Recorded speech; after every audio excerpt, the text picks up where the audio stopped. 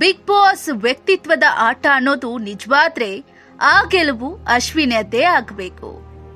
ಯಾಕೆಂದ್ರೆ ವ್ಯಕ್ತಿತ್ವವನ್ನ ಪಣಕ್ಕಿಟ್ಟು ಗೆಲ್ಲೋದು ತಮಾಷೆಯಲ್ಲ. ಅದೇ ರೀತಿ ಈ ಆಟದಲ್ಲಿ ಗೆಲ್ಲಬೇಕಾಗಿರೋದು ತಮಾಷೆಯಲ್ಲ. ಇಲ್ಲಿ ಹೆಣ್ಣು ಅನ್ನೋದು ಅಸ್ತ್ರವೂ ಅಲ್ಲ, ಅಸಹಾಯಕತೆಯೂ ಅಲ್ಲ. ಎರಡನ್ನೂ ಸಂಭಾಳಿಸಿಕೊಂಡು ಬಂದ ಅಶ್ವಿನಿ ಗೌಡ ವ್ಯಕ್ತಿತ್ವದ ಎಲ್ಲ ಭಾವನೆಗಳನ್ನ ಯಾವುದೇ ಫಿಲ್ಟರ್ ಇಲ್ಲದೆ ಹೊರಹಾಕಿ ಸೆಟೆದು ನಿಂತ ಗಟ್ಟಿಗಿತ್ತಿ. ಇದು ಜನರಿಗೆ ಸ್ವಲ್ಪ ನಿಧಾನವಾಗಿ ಅರ್ಥವಾದ್ರೂ ಗಟ್ಟಿಯಾಗಿ ಮನವರಿಕೆಯಾಗಿದೆ. ಸಹಸ್ಪರ್ಧಿ ಗಿಲ್ಲಿಗೆ ಎಲ್ಲವೂ ತಮಾಷೆಯೇ, ಆದರೂ ಅದೇ ಬದುಕಿನ ಆಟ ಆಗೋದಿಲ್ಲ. ಬಿಗ್ ಬಾಸ್ ಮನೆಯ ಆಟವೂ ಆಗೋದಿಲ್ಲ. ಆದರೆ ಅಶ್ವಿನಿ ಗೌಡ ಅವರ ಬದುಕು ಹಾಗೂ ಬದುಕಿನ ಭವಣೆಗಳೇ ಬೇರೆ. ಹಾಗಾಗಿ ವ್ಯಕ್ತಿತ್ವದ ಆಟದಲ್ಲಿ ಹೊರಬರುವ ಭಾವಗಳೂ ಬೇರೆ. ಆದರೆ ಅದು ಅಸಲಿ ಆಟ. ಒಮ್ಮೊಮ್ಮೆ ಅದು ಕರುಳಿನ ಸಂಕಟ, ಒಮ್ಮೊಮ್ಮೆ ಎದೆಯೊಳಗಿನ ಬೇಗುದಿ, ಇನ್ನೊಮ್ಮೆ ಸಿಡಿದು ಬೀಳುವ ತಾಂಡವ, ಮತ್ತೊಮ್ಮೆ ಮಗುವಿನಂತ ಮರುಕ, ಕೊನೆಗೊಮ್ಮೆ ತಾಯ್ತನದ ಆಪ್ತ ಅಪ್ಪುಗೆ. ಇದು ಅಶ್ವಿನಿ ಗೌಡ.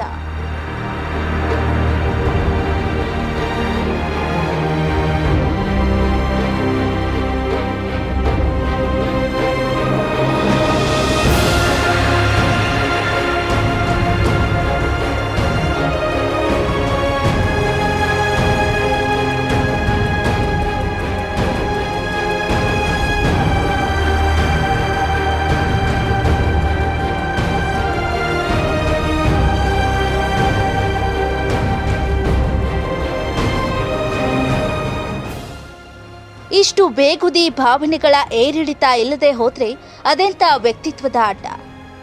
ಬಿಗ್ ಬಾಸ್ ಮನೆಗೆ ಕೊಡುವುದೆಲ್ಲವನ್ನ ಸಂಪೂರ್ಣವಾಗಿ ಕೊಟ್ಟು ಅವಮಾನ, ಅನುಮಾನಗಳ ಸಂಕಟಗಳನ್ನೆಲ್ಲ ತಾನೇ ನುಂಗಿಕೊಂಡು ನೂರಾರು ದಿನ ನಾಟಕವಾಡದೆ ಬದುಕೋದು ಸುಲಭದ ಮಾತಲ್ಲ.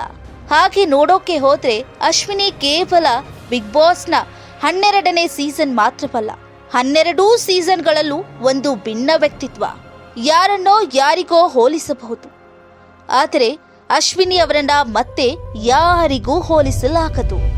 ಹಾಗಾಗಿಯೇ ಈ ಗೆಲುವು ಅವರದಾಗಬೇಕು, ಅವರಿಗದಾಗಿಯೇ ದಕ್ಕಬೇಕು.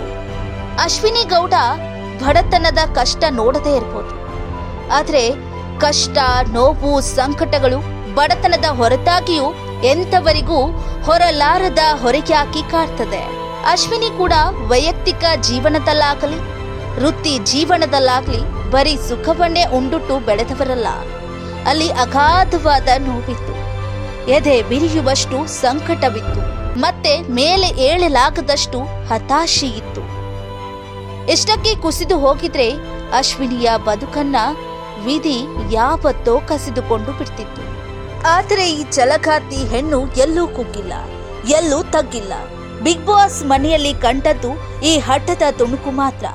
ಆಕೆ ಎಲ್ಲ ದೌರ್ಬಲ್ಯಗಳನ್ನ ಒದ್ದು ಎದ್ದು ನಿಂತಾಗಲೇ ಹೋರಾಟಗಾರ್ತಿಯಾಗಿ 2 ದಶಕಗಳನ್ನ ದಾಟಿ ಬಂದಿತ್ತು.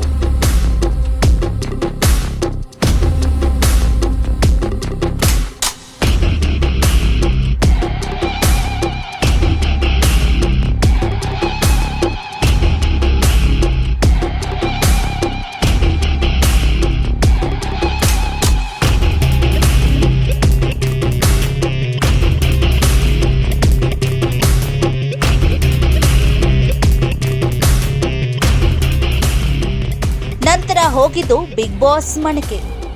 ಅಷ್ಟರಲ್ಲಿ ಅಶ್ವಿನಿ ಅನುಭವಿಸುವುದೆಲ್ಲವನ್ನ ಅನುಭವಿಸಿಯಾಕಿತ್ತು, ಸಹಿಸುವುದೆಲ್ಲವನ್ನು ಸಹಿಸಿಯಾಕಿತ್ತು, ಸೋಲುವುದನ್ನು ಸೋತಾಗಿತ್ತು, ಗೆಲ್ಲುವುದೆಲ್ಲವನ್ನು ಗೆದ್ದಾಕಿತ್ತು. ಈಗ ಆ ಗೆಲುವು ನಿಮ್ಮ ಕಣ್ಣಿಗೆ ಕಾಣೋದಕ್ಕೊಂದು ಬಿಗ್ ಬಾಸ್ ಟ್ರೋಫಿ ನೀವೆಲ್ಲ ಕೈಗಿಡಬೇಕಾಗಿದೆಯಷ್ಟೇ.